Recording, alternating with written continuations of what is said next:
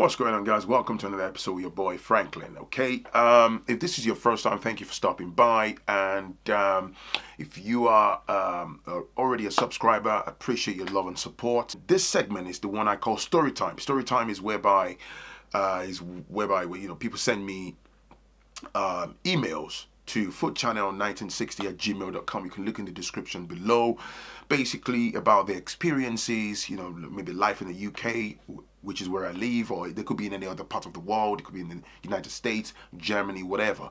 Today's episode is sponsored by Sendwave. Sendwave is an app that you can download within the 2 shakes of a duck still on your mobile devices. And basically, Sendwave allows you to send money from Italy, Spain, Ireland, United Kingdom, and United States of America to Nigeria, Ghana, Tanzania, Uganda, and Kenya, within the 2 shakes of a duck, still within the comfort of your mobile devices. Now, what's amazing is you punch in my Sendwave promo code, which is my name, Phrankleen, as it's spelled on the screen, and you get £5, $5, and or €5 added to your very first transaction, and you can share the promo code with your friends and families. Sendwave do not charge you additional commission for your transaction. They do not charge you any commissions at all. They protect your details. It's very easy and very flexible to use. All right, there you go. So let's crack on. Now, this email came in some days ago. It's about a gentleman who came from Nigeria many years ago to the United Kingdom. So he decided to share the story with me, wants me to convert it to a video, and hopefully 1 or 2 persons might be able to learn from his experience. Now, this geezer, from what I picked from the story, he spent over 7 years in the UK. He has the situation of a stolen property and then a deportation. Now, what happened was, he said he came here and, he was desperate. He was in Nigeria. He was working within the public sector. And then this was well over 7 years ago. So he was desperate to go abroad and all that stuff. So via any means possible, he wanted to leave the country. He abandoned his job, resigned and stuff. So he said, with the aid of a childhood friend who's been here a lot longer in the UK, he was able to get in. So, got into the system. This is a common knowledge. I always say this. Then, the moment you step into the system, you start to realize it's the same thing when you get to the States or Germany or anywhere in the EU, Australia. When you get into the system, your eyes tend to open. So the long and short was, this gentleman started navigating through the system, and he soon realized that, it's not exactly how he had imagined, and he was faced with complexities and difficulties in terms of navigating through the system, of course, because it was illegal. He's not well documented and stuff. He came here, he stayed with his friend, who was very good to him, according to the email. Stayed with him for about 5-6 months. He was fed and clothes, and he gave quite a lot of credit to the friend. Said he lived in a really small flat somewhere down south. I suspect it might be London or something. So anyway, eventually the friend was able to help him. Through some other means, he got a job and he was working and odd jobs. He had about 2 or 3. Some he had to wake early in the morning and go get himself, neck deep in a cleaning job and all that stuff. The classic immigrant story, right? Just to survive, it wasn't a huge amount of money. He needed all these bites of jobs just to make something meaningful at the end of the month. And he was living in a blind panic of, hoping not to get busted by immigration or the police and stuff like that, which is understandable, So the long and short was, the gentleman, as far as I'm concerned, don't know what he looks like, but from the story, he kind of had an exit plan that, I'm here now, I'm trapped, I'm stuck, I'm able to. So he when he moved out, he went into a shared house. For those watching, and if you're abroad, you don't understand, a shared house is it could be a 3 or 4 bedroom house where the landlord is it's a privately owned property. So the landlord would rent each room each of the rooms in that property out individually to make more money for themselves. It's a big business, for those into the rental market that own properties. In fact, they'll rent all the bedrooms out, inclusive in some places, inclusive of the living room. They convert it and stuff. And so basically you get to live in one room. You're paying about, in London, you're looking at £500-600 a month, or £700 a month, or even more, depending on what part of London. And in outside London, it might be a bit, not even it might be, it's a bit cheaper, So, and that's how some people have to leave, because in order for you to rent a whole apartment to yourself, or a whole house to yourself, it costs a lot. And when you look at that, juxtapose that outgoings with your earnings, you'll have nothing left. It's working, breaking his backside, and he was starting to build up, build finances and stuff. And then he then at some point, he was relating to his families back home, and said, this and this and this, help me buy a piece of land. And he said he would communicate via telephone, communicate via WhatsApp, the usual stuff. And he even said his sister, his older sister back home, helped with the procurement of the land and all the paperwork. He would send money. They bought the land for X amount of money. He saved and saved and saved. He even got an extra weekend job where he said he would go to like African parties, right? So those of you that live in the UK would know this, like Nigerian parties and stuff. Like people, like the band that go perform at the parties and play music and stuff. So he said he knows how to beat a talking drum, right? He's known that from childhood. So he joined a band where he beats the talking drum for them at, parties at Lujo and all those things, like we say in Yoruba, right? And that helped him. He was seeing money. He was actually seeing meaningful money from those weekend parties. They would spray the band a bit of money, and he was starting to see, extra amount of money. So he got his sister to help him procure a piece of land back home. He was shelling money, to them, and got paid an architect, blah, blah, blah, got a plan and stuff. So, for somebody who hasn't got papers, who's in the system, whilst all of that was going on, he was looking for ways to see how he could adjust, his status here in the UK. But of course, it came with a truckload. It comes with a truckload of challenges. It became very, impossible for him to do that.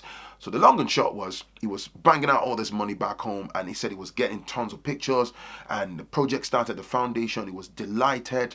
He was very happy. It was meant to be a 4 flats, four flats, as we call it in Nigeria, is basically, it's a house. So there's an apartment here, there's an apartment there, and then on the ground floor there's an apartment here, apartment there. It could be a 3-bedroom apartment there, 3 there, 3 there, 3 there, right? So that was the first project he was working on, and he said he got all the photographs, all the paperwork and stuff. So by the time he started the building project, it was already into the year 6. Right, in the UK, and the sister was managing all that. It was nearly done. They had gotten to the roofing top and all that. So the long and short was, where he was working. He would do night shift in a particular grocery store. As you can tell, you can read between the lines. He must have been working with someone else's documents, but that's not the focus here. So he said one fateful night, he was at work, night shift. He was stocking shelves. They would replenish the groceries on the shelves of a popular grocery store here in the UK, who I'm not going to name. And he said normally the way the store is you take your breaks when it's your turn. You go around the back. You go grab your a bit of a break for like 45 minutes, an hour or something. Grab some food, and some people would go through the fire exit and have a bit of a smoke for those that smoked. So he said he would normally just make a cup of tea and just have a chill if it's not in the middle of winter, or just sit in the kitchen area, and then you go back to working. Now, the brother said this fateful night he was working and stuff. He was round the back, unloading the pallets to carry on his work and stuff, and then suddenly UK Border Force agents came through the back door. He said normally round the back his manager would have been there, and some of the colleagues. He realized everybody had disappeared, and then long and short, they grabbed him from there. They took him away, and That's how everything, spiraled out of control. Straight to detention camp and stuff. They were able to trace his home address. They had gone to, infiltrate his home address and ransacked everything and took. So they found his, old passport with expired visas and all that. They were able to establish that he's from Nigeria. He hasn't got papers. Da da da da. And then the sad part was it also, unfortunately, which breaks this guy's heart, from what I read, because of the documents he was using, somebody within the black community helped him. Which, of course, on paper, it's illegal, right? But he said they realized that the document he was using to work was not his, so they traced it to the actual owner. And he said, as we speak, the man that gave him the documents to work, they've revoked his British citizenship. He's a British citizen.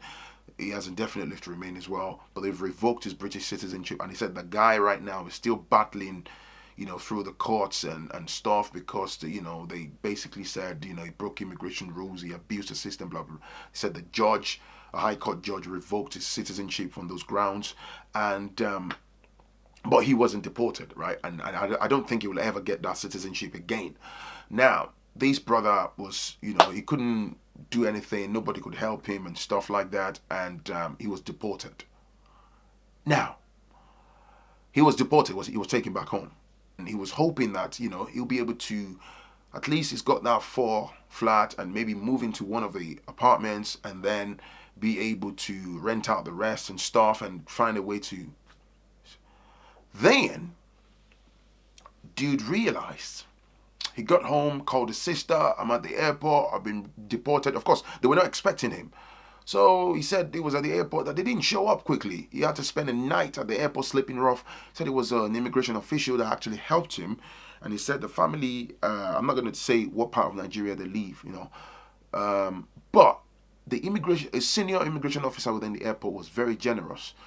Gave him like 20,000 naira from his pocket to transport himself and find his way and stuff. So that man gave him 20, so he was able to jump on public transport from the airport, found his way home with the bag that he's got. And then he said, long and short, I'm not going to inundate you with the extra details. He uncovered the fact that the whole property that he's been sending millions of naira home for, the family never built anything. All the images were fake. And he realized that not just his sister, 2 of the other siblings were involved. The mom's elderly. She's bedridden. She's really old.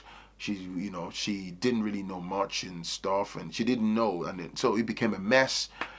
And this guy had to go into hiding because when the fight broke out, he realized he had been fleeced and stuff, and death threats were made by 2 of his siblings. And he had to move to another state completely. It's heartbreaking. It's a multi-layered complexity. There's lesson to be learned in here. But I just want to, chip in, as I normally say.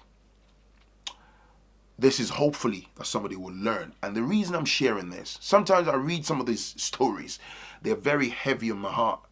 They're very, very heavy that I'm thinking, do I really want to do this? But some people, most of the time, you guys are sending me your emails. People are begging me, like, Phrankleen, please put it out there. Just don't mention my name. Don't mention my family, blah, blah, blah.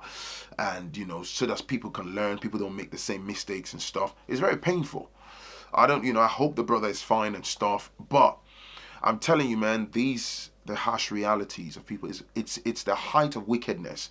But unfortunately, I've said it and I've said it before. Stop giving money to your family. It's a figure of speech. It's for you to read between the lines and use, your brain. And particularly for someone that whether you are even here legally or illegally, protect your resources. Because one of the things that I personally find really scary is if you work so hard to build funds and save money through precarious situations and stuff, and you've really, really worked so hard. Just imagine one blunder. Somebody decides to scam you once, and you might not be able to recover, to be able to rebuild everything that you've lost in the process. And depending on how old you are, if you hopefully you haven't got any health problems and stuff like that. So it's really challenging. my heart goes out to the brother. What he said to me is somebody, an extended family member, some old uncle, is trying to help him, but then there's hope. There's just something that put a smile on my face at the end of that email. He said he's involved in agriculture right now, and things are starting to look good for him. Agriculture is big. It's big. It's a big thing in Africa. It's very profitable. So he said the uncle helped him. He said he's currently staying in one of the uncle's properties in city outside, outside of the city where he grew up with his siblings. So he said this actually has been roughly 2 years now, according to the email. And he said he's doing well. He's run with the help from the uncle. He's running a piggery, a mid-sized piggery poultry business, and he's into planting cassava and bananas and stuff like that. And he said things are looking good, and he's now looking to settle down. So I'm happy. That's one of the stories where I was reading and my jaw, my anger, my belly was like a tumble dryer. But at the end, I'm happy.